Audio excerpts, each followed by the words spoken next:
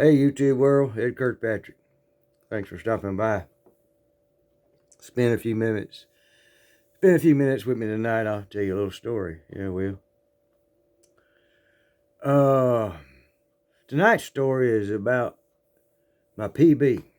Yeah, we know that's not a part of my body. PB means personal best when you go fishing. Whether it's your PB bass, your PB catfish, whatever. Everybody's got their, nowadays, you say, what's your PB? Talking about whatever. Oh, yeah, they're just many pounds. Oh, okay. Yeah. Like it's some rite of passage or something. It all don't make no difference. And I got the PB from Jimmy Houston. Yeah, I think most of my followers know Jimmy Houston, but if you do and if you don't, he's got a great little channel called Catch of the Day. He usually posts at 5 o'clock Central Time, and it's 4 to 6 minutes long. And he gives you a scripture for the day, but he also gives you a fishing tip. I had a preacher tell me one time, man, the only way I can get people to come to this church is have food. I said, well, you maybe need to work on your preaching a little bit there, buddy. Anyhow, my PB. Oh, geez, I'm going to talk about bass, my PB on bass. And I caught it when I was a child. Well, a youngin', about 8 years old. I thought I was an adult, but Anyhow, there's a pond, lake, whatever you want to call it, across the street. It's 8 acres. It's creek fed. And I've been fishing it since I was knee high to a grasshopper. So, used to be an old fellow lived across the street over there. He kept the pond up. Years ago, we talking 60s, okay? 1960s. Before the Vietnam War come along and all that. And he would have a worm bed back there, and I'd go get worms out of his bed because he wanted me to. He saw me fishing. Yeah, come over here and show how to do the worm bed. And said, see this little tin can right here? Just take this little spoon right here and just put, every time you get worms out, just put one little spoon of this cornmeal in there. Just one little spoon. And that's all. Okay. Because he knew the worms would be disrupted and they'd be to the top. And if any of them needed food, that cornmeal's right there for them. Anyhow, so, I would help him fertilize the pond he fertilized that pond out of his own pocket, own money. And he was kind of the keeper of the lake, if you would. And so I'd drive, his little boat, 4 horsepower Johnson. And we just tool along there, and he'd get up in front, open that bag of fertilizer, kind of reach it over the side, wouldn't cut but a small hole in it, and just let it, slowly drift out as I ride it. Turn, and turn. And I realized he was having me going in a grid, across, across the other way, up, across the other way, like that. So, yeah, it's cool. So the pond was very healthy and had some humongous fish in it. That's when you're talking about bass, but man, it really had some bluegills in there. They break your cane pole. Anyhow, back in those days, there wasn't but if you want to get a fishing tackle, you had to ride out to the fishing tackle store at the lake. They sold gas and fishing tackle, and barbecue sandwiches already pre-wrapped up and saran wrap, and sodas and beer and bait. Anyhow, that's where you had to go to get anything. But 8-year-old, you get a hold of a comic book. And I'm sitting there reading this comic book, I wanted it, Daddy bought it. And the very back page of it is this big advertisement for 99 lures for $4.95. Shipping included. And I'm like, wow. 99 lures, 99 pieces.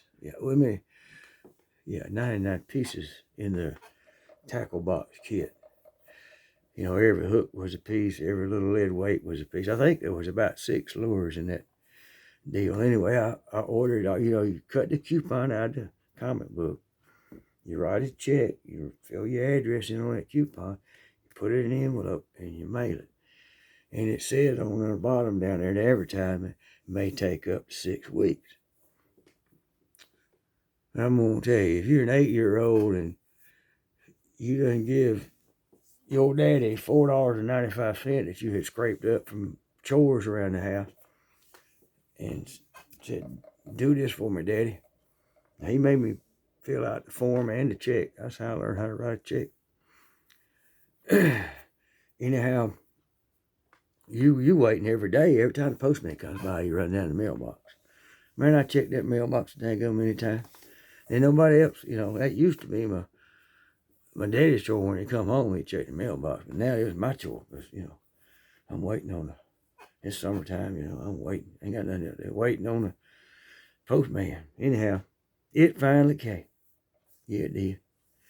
Finally came in a little old bag about that big. Opened it up, a little plastic box. Opened it up, man, there's all kind of stuff in there.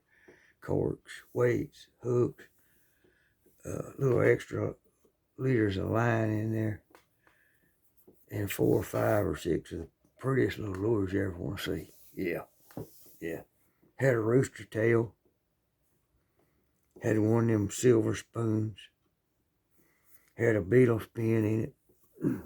Yeah, they had beetle spins back then. Beetle spin been in 1959 for your fishing buffs that want to know.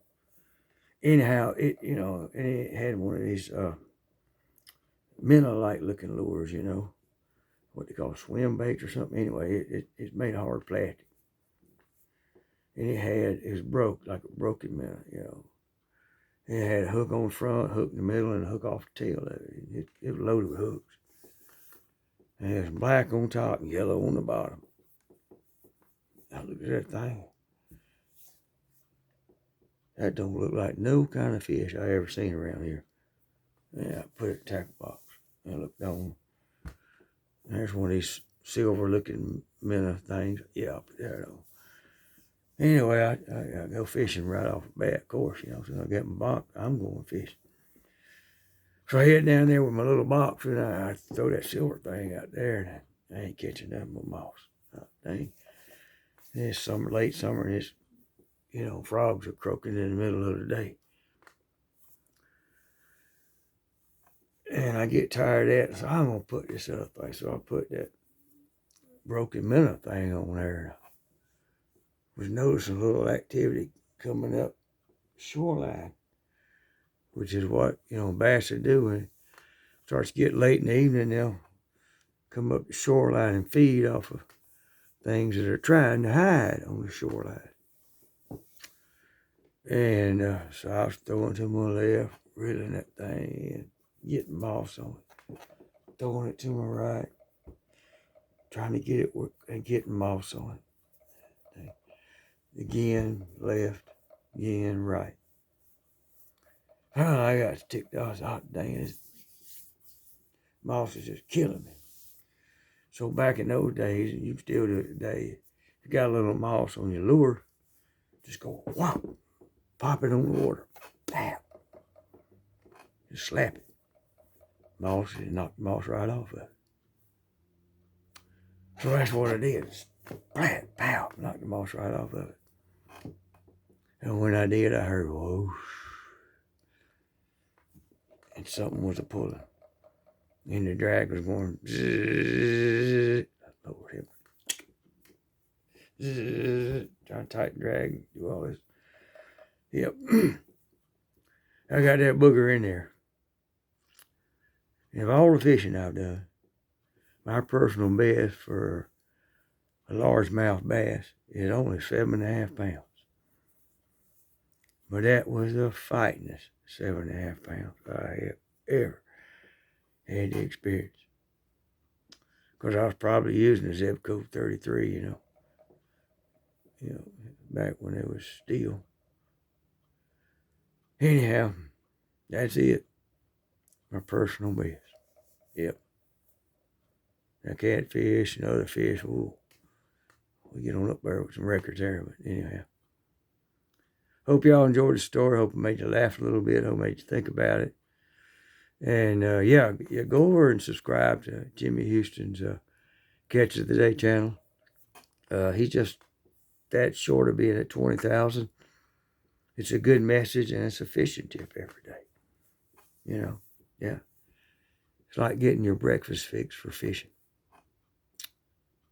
Love y'all. God bless. It's Kirkpatrick.